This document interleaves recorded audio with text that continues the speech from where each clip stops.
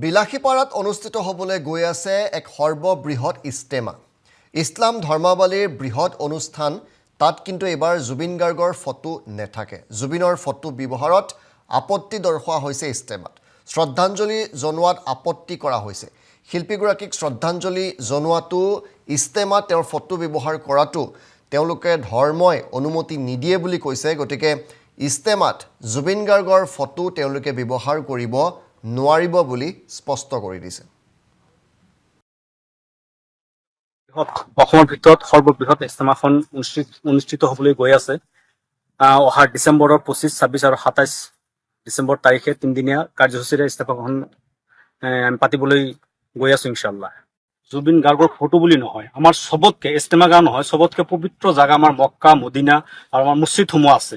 আৰু আমাৰ সকলোতকে বিশ্বত যিমান আল্লাহ মানুহ পঠাইছে চবতকে শ্ৰেষ্ঠ হ'ল হজৰত মোহাম্মদ সাল্লাল্লাহু আলাইহি ওয়াসাল্লাম। তেখেতৰ ফটো আমাৰ ক'ৰবাত আছে নেকি? তেখেতৰ ফটো বা কোনো মছজিদত আমাৰ কাৰোবাৰ ফটো আমি লগাও নেকি? লগোৱাৰ আমাৰ নিয়ম নাই। সেই হিচাপত কোনো যুক্তিত আমাৰ ফটোৰ কথা আহিব।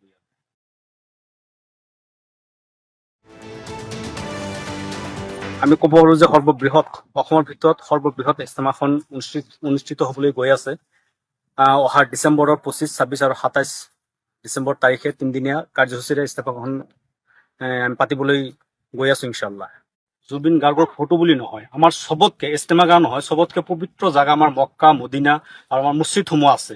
আৰু আমাৰ সকলোতকে বিশ্বত যিমান আল্লাহ মানুহ পঠাইছে চবতকে শ্ৰেষ্ঠ হ'ল হজৰত মোহাম্মদ সাল্লাল্লাহু আলাইহি ওয়াসাল্লাম। তেখেতৰ ফটো আমাৰ ক'ৰবাত আছে নেকি?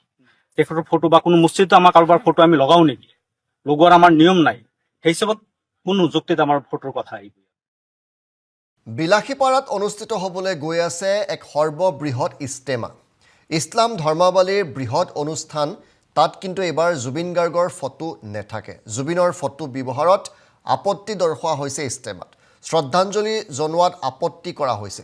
শিল্পীগৰাকীক শ্ৰদ্ধাঞ্জলি জনোৱাটো ইস্তেমাত তেওঁৰ ফটো ব্যৱহাৰ কৰাটো তেওঁলোকে ধৰ্মই অনুমতি নিদিয়ে বুলি কৈছে। গতিকে ইস্তেমাত জুবিন গাৰ্গৰ ফটো তেওঁলোকে ব্যৱহাৰ কৰিব নোৱাৰিব বুলি স্পষ্ট কৰি দিছে। অসমৰ ভিতৰত সৰ্ববৃহৎ ইস্তেমাখন অনুষ্ঠিত হ'বলৈ গৈ আছে। অহা ডিচেম্বৰৰ 25, 26 আৰু 27 ডিচেম্বৰ তাৰিখে তিনিদিনীয়া কাৰ্যসূচীৰে ইস্তেমাখন আমি পাতিবলৈ গৈ আছো ইনশাআল্লাহ। জুবিন গাৰ্গৰ ফটো বুলি নহয়, আমাৰ চবতকে ইস্তেমা গাঁও নহয়, চবতকে পবিত্ৰ জাগা আমাৰ মক্কা, মদিনা আৰু আমাৰ মছজিদসমূহ আছে। আৰু আমাৰ সকলোতকে বিশ্বত যিমান আল্লাহ মানুহ পঠাইছে চবতকে শ্ৰেষ্ঠ হ'ল হজৰত মোহাম্মদ সাল্লাল্লাহু আলাইহি ওয়াসাল্লাম। তেখেতৰ ফটো আমাৰ ক'ৰবাত আছে নেকি? তেখেতৰ ফটো বা কোনো মছজিদত আমাৰ কাৰোবাৰ ফটো আমি লগাও নেকি? লগোৱাৰ আমাৰ নিয়ম নাই। সেই হিচাপত কোনো যুক্তিত আমাৰ ফটোৰ কথা আহিব।